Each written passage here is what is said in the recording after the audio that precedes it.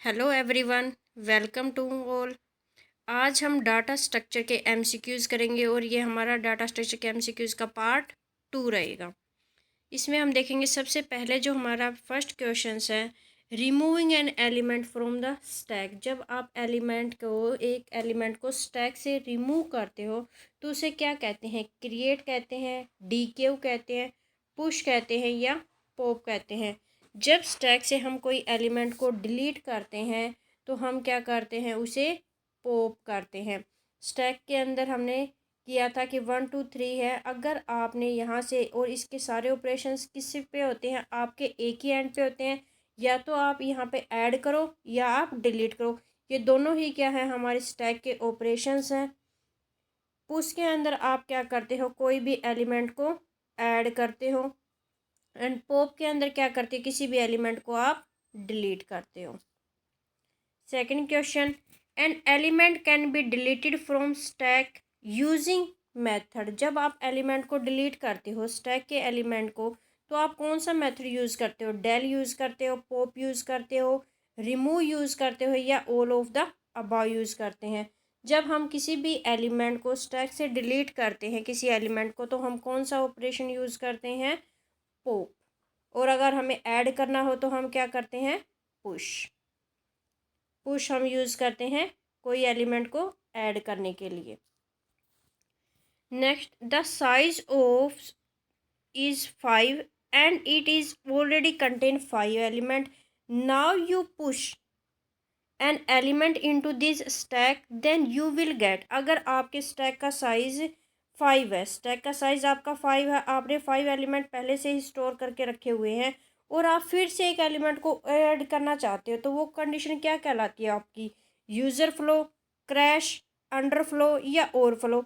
जो चीज़ है, कोई भी चीज़ आप लगा लो जो वो पहले से ही फुल है, तो उसके अंदर आप स्पेस ही नहीं है, तो कोई और एलिमेंट आप कैसे डाल सकते हो? तो उस कंडीशन को हम क्या कहते हैं? Overflow condition. यानी कि वो अपनी लिमिट से पहले ही फुल हो चुका है, उसके अंदर और स्पेस नहीं है, आप कोई और एलिमेंट उसके अंदर इंसर्ट नहीं कर सकते। If insertion can take place at one end, जिस एक एंड से आप कोई भी एलिमेंट को इंसर्ट करते हो, and deletion can be done from another and, जिसको हम बोलते हैं front, in A list, this list is called. अगर आपकी एक लिस्ट दी हुई है, अगर एक एंड से आप इंसर्ट कर रहे हो और एक एंड से आप डिलीट कर रहे हो, तो उसे क्या कहते हैं? क्यू कहते हैं, ट्री कहते हैं या स्टैक कहते हैं? तो हमने पढ़ा है कि स्टैक के अंदर तो हमारा क्या होता है? इंसर्ट या डिलीट सिर्फ एक ही एंड पे होता है, उसे हम क्या कहते हैं? टॉप। क्यू के अंदर हमारा क्या होते हैं? दो एंड यूज़ करते हैं। रियर से हम कोई भी एलिमेंट को क्या करते हैं? ऐड करते हैं। और फ्रंट से आप क्या करते हो? किसी भी एलिमेंट को डिलीट करते हो। तो ये क्या कह रहा है? जब इंसर्ट कर रहे हो आप, तो उस एंड को क्या कहा है? रियर। और जिस एंड से आप डिलीट कर रहे हो उसको क्या कहते हैं? फ्रंट। तो ये किसकी प्रॉपर्टी फॉलो कर रहा है? क्यू की। उसे हम क्या कहते हैं? Queue. An element can be added to stack using method. आप एलिमेंट के अंदर, आपके स्टैक के अंदर हमने पढ़े कि दो ऑपरेशंस होते हैं, एक होता है आपका पुश, एक होता है आपका पॉप। इन दोनों में से हम एडिशन के लिए क्या यूज़ करते हैं? पुश। लेकिन यहाँ पे ऐड करने के लिए, अगर कोई एडिट करना है, कोई एलिमेंट ऐड करना आपको स्टैक के लिए, पुश ऑप्शन में नहीं दिया हुआ, तो इसके बाद आप कौन सा यूज़ करोगे? एक्सटेंडेड, इंसर्ट या अपेंड। अपेंड कह लो या पुश कह लो, एक ही बात है। जब आप कोई भी एलिमेंट स्टैक के अंदर डालते हो तो उसको क्या कहते हैं हम? Appended. is the best way to implement the type of sharing when a resource is shared among multiple customers के अंदर। अगर आपके मल्टीपल कस्टमर और बहुत सारी प्रोसेस है और आपको क्या करना? रिसोर्सेज का शेयर करना। फॉर एग्जांपल, आपने देखा होगा कि जब आप फोटोस्टेट के शो वगैरह पे जाते हो या कहीं और कैफ़े वगैरह में जाते हो, तो वहाँ पे क्या होता है? एक कॉमन प्रिंटर यूज़ किया जाता है और मल्टीपल क्या होते हैं? यूजर्स होते हैं जो उसको यूज़ करते हैं। तो किस टाइम पे कौन सा जो है सिस्टम उस प्रिंटर को यूज़ करेगा, तो उसको प्रॉपर जो मैनेज करने का काम कौन करता है? आपका स्टैक करता है, क्यू करता है, या दोनों करते हैं, या नन ऑफ द अबाव करता है? जब हमारे रिसोर्सेज, जब हम शेयर करते हैं मल्टीपल्स यूजर्स के बीच में, तो हम कौन यूज़ करते हैं? किसका यूज़ करते हैं? क्यू का यूज़ करते हैं। क्यू डिसाइड करती है कि किस प्रोसेस को, किस यूजर्स को या कोई भी रिसोर्सेज कितने टाइम तक उसको अलॉट करना है। तो ये कौन करेगा? हमारा queue. When you are waiting for paying bill in supermarket, a dash formed to hold all the customers in line until the billing executive is free। मतलब आप एक लाइन में लगे हुए हो कोई भी बिल पे करने के लिए, तो अगर आप लाइन में लगे हुए हैं तो जो लाइन में हम क्या करेंगे? First in first out use करेंगे। तो स्टैक में तो क्या होता है? स्टैक में तो भाई ये होगा, जो लाइन में सबसे लास्ट में आया वो उसको सबसे पहले टिकट मिलेगी।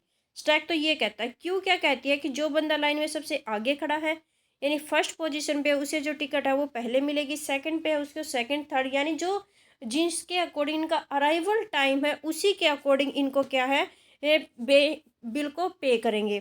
तो इसकी प्रॉपर्टी को कौन फॉलो करता है? हमारा क्यू। क्यू डिसाइड करता है first in first out. Airport authorities make use of in situation of sharing single runway of airport for both landing and take off flight. अब जब आपने वहाँ एयरपोर्ट वगैरह पे देखा होगा कि वहाँ पे जो हमारी एयरपोर्ट पे क्या होती हैं, जो एरोप्लेन्स होती हैं वो लैंडिंग होती हैं, टेक ऑफ होती हैं, तो उसको कौन डिसाइड करता है? स्टैक या क्यू या दोनों?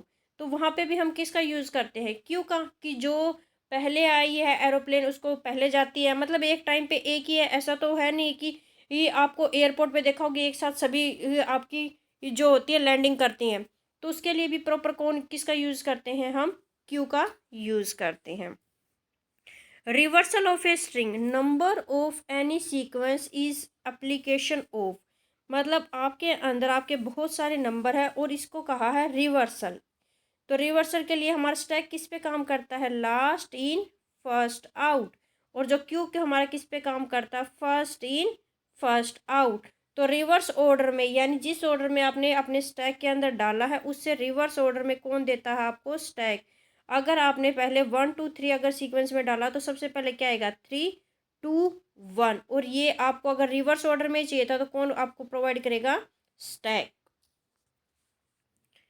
A dash is a physical implementation that clearly define a way of storing, accessing and manipulating data stored। तो वो कौन करता है? आपके प्रॉपर डाटा को आपको मैनिपुलेट करना, आपको स्टोर करना, एक्सेस करना, ये कौन करता है? हमारा डाटा स्ट्रक्चर करता है, डाटा टाइप करता है, या बोथ करती है, या नन ऑफ द अबाउट। तो हमारा जितना भी डाटा से रिलेटेड काम है वो डाटा को प्रॉपर स्टोर करके रखना, एक्सेसिंग प्रोवाइड करना, आपको उस डाटा को मैनिपुलेट करना, अपडेट करना, तो वो कौन करता है? हमारा data structure. Dash is are example of linear data structure. हमने पढ़ा कि डाटा स्ट्रक्चर हमारे कितने टाइप्स का होता है? डाटा स्ट्रक्चर हमारा दो टाइप्स का होता है, लीनियर डाटा स्ट्रक्चर और नॉन लीनियर डाटा स्ट्रक्चर। जो लीनियर डाटा स्ट्रक्चर है उसके अंदर हमारे क्या आते हैं? स्टैक और क्यू। और जो नॉन लीनियर डाटा स्ट्रक्चर होता है वहाँ हमारे क्या आती हैं? ट्री और ग्राफ। तो अब ये कह रहा है कि लीनियर डाटा स्ट्रक्चर के कौन कौन से टाइप? आपका स्टैक, क्यू, या बोथ, या नन ऑफ द अबाउट। तो जो लीनियर डाटा स्ट्रक्चर के कौन कौन से टाइप है? हमारे स्टैक एंड क्यू। तो आंसर क्या रहेगा? Both, A and B. Which of the following operation are performed on data structure. आप कौन सा ऑपरेशन परफॉर्म करते हो डाटा स्ट्रक्चर के ऊपर? ट्रावर्सल, यानी 1 बाय 1 हर एक एलिमेंट को विजिट कर रहे हो आप, तो वो क्या कहलाता है? ट्रावर्सल। शॉर्टिंग का मतलब आपको कोई लिस्ट दी हुई है, आप उसको असेंडिंग या डिसेंडिंग ऑर्डर में उसको शॉर्ट करते हो। मर्जिंग का मतलब क्या है? आप दो लिस्ट दी हुई हो उनको मर्ज कर रहे हो, उनको कंबाइन कर रहे हो, या कोई डाटा है उसको मर्ज कर रहे हो। तो ये है ऑल ऑफ द अबाउट। तो डाटा स्ट्रक्चर क्या करता है? ये सभी ऑपरेशंस परफॉर्म करता है। मतलब आपको ट्रावर्सल भी करवाता है, हर एक एलिमेंट पे विजिट भी, उसको प्रॉपर शॉर्ट करके भी रखता है, और एलिमेंट को आपके डाटा को मर्ज करके भी रखता है। तो आंसर क्या रहेगा? All of the above. Insert and deletion take place from different end. क्या कह रहा है? आप एलिमेंट को इंसर्ट भी कर रहे हो, डिलीट भी कर रहे हो, और दोनों ही ऑपरेशन क्या कर रहे हो? आप डिफरेंट डिफरेंट एंड से कर रहे हो। तो उसके लिए किसका यूज़ करते हो आप? स्टैक का, क्यू का, या बोथ? तो जो क्यू स्टैक के अंदर तो क्या होते हैं? दोनों ही ऑपरेशन हमारे टॉप पे होते हैं, चाहे आप इंसर्ट करो या डिलीट करो। लेकिन क्यू के लिए हम अलग अलग जो एंड का यूज़ करते हैं, एक को हम बोलते हैं रियर और एक को हम क्या बोलते हैं, फ्रंट। तो हमारा आंसर क्या रहेगा, queue. Dash data structure are single level data structure. Single level data structure के अंदर आपका कौन सा आता है, लीनियर जो है डाटा स्ट्रक्चर आप किसके अंदर आता है, सिंगल लेवल डाटा स्ट्रक्चर के अंदर। मल्टी लेवल जो डाटा स्ट्रक्चर है उसके अंदर हमारा कौन सा आता है, no linear data structure. Multi level structure मतलब जैसे आप ट्री का यूज़ करते हो, ट्री में क्या होता है, हमारा एक रूट एलिमेंट होता है, फिर उसके चाइल्ड्स, फिर उसके फर्दर सब चाइल्ड्स होते हैं। तो लीनियर डाटा जो स्ट्रक्चर है उसके अंदर हमारा कौन सा आता है, multi level data structure. Which of the following is are Python build in linear data structure. ये कह रहा है कि जो इनबिल्ड जो डाटा स्ट्रक्चर होते हैं पाइथन के अंदर, उनमें वो कौन सा होता है। पाइथन के अंदर लिस्ट, टप्पल, डायरेक्टरीज या ऑल ऑफ। जब हम पाइथन पढ़ते हैं तो हमारे ये सभी क्या है, जो पाइथन के क्या हैं, डाटा टाइप्स हैं या लीनियर डाटा स्ट्रक्चर हमारे कौन कौन से, लिस्ट भी, डायरेक्टरीज भी, टप्पल्स भी। तो आंसर क्या रहेगा, all of the above. A dash define a set of values along with well-defined operation starting its input-output behaviors। तो अगर हमें स्पेसिफिक कह रहा है कि सेट ऑफ वैल्यू मतलब जो है पहले से ही वेल डिफाइंड है, आप उनको चेंज नहीं कर सकते। ऑपरेशंस होते हैं वो किसके अंदर होते हैं, डाटा स्ट्रक्चर के अंदर, डाटा टाइप्स के अंदर, बोथ या नन ऑफ द अबाव।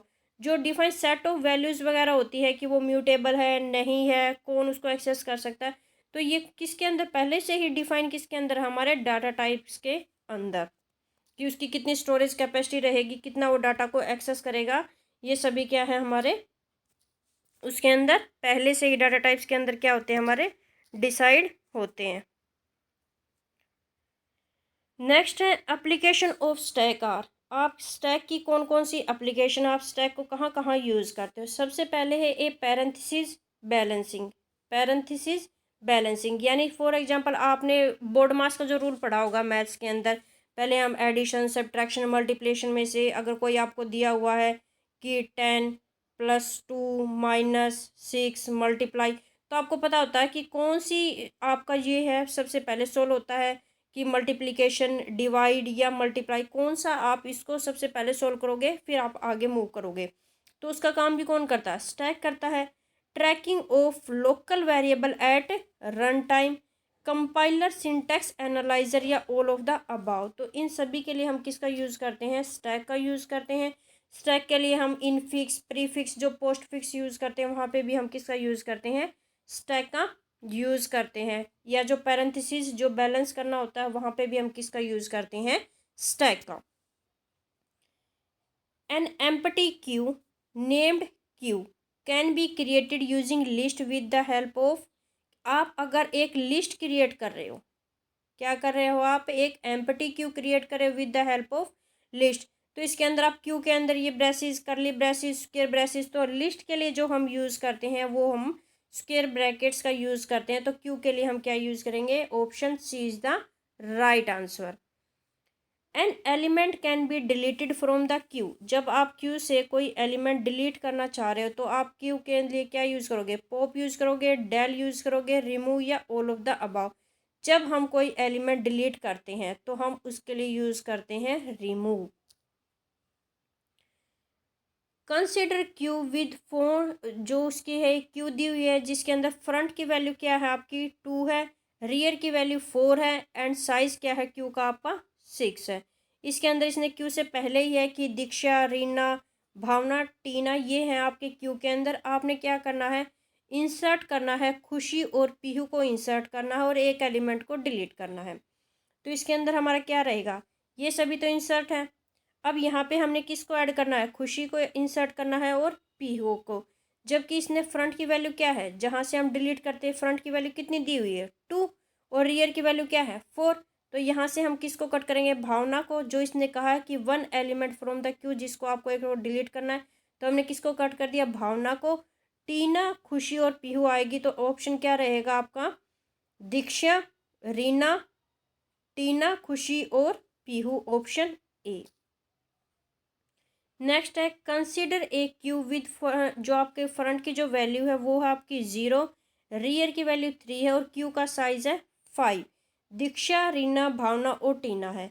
तो फ्रंट की वैल्यू 0 है। अब आपको क्या है, front end rear when Tina is deleted. तो इसको आपको बताना है कि फ्रंट और रियर की क्या वैल्यू रहेगी जब आप टीना को डिलीट कर दोगे।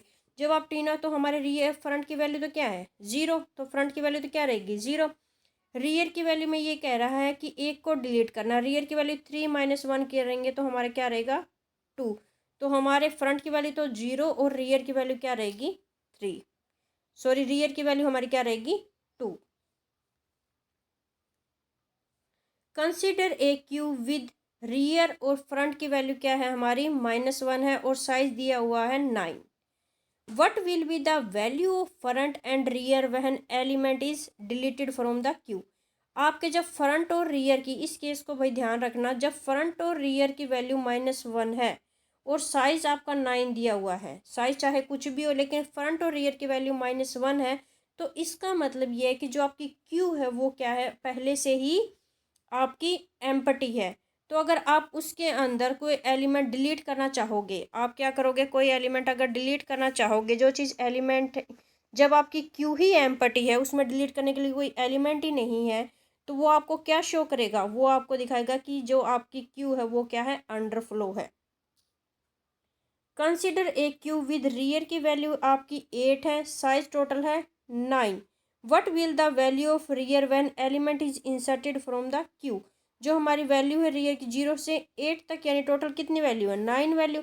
जब आपकी क्यू ऑलरेडी फुल है, वहाँ पे उसके लिए कोई नया एलिमेंट ऐड करने के लिए स्पेस नहीं है, और आप चाह रहे हो कि मैं एक एलिमेंट और इंसर्ट करूँ, तो वहाँ पे आपको क्या दिखाएगा, वो कंडीशन क्या दिखाएगा, ओवरफ्लो, कि मेरी तो जो जितनी कैपेसिटी थी मैं ऑलरेडी फुल हूँ, मेरे अंदर और कोई स्पेस नहीं है। तो इस कंडीशन को हम क्या बोलते हैं, ओवरफ्लो कंडीशन।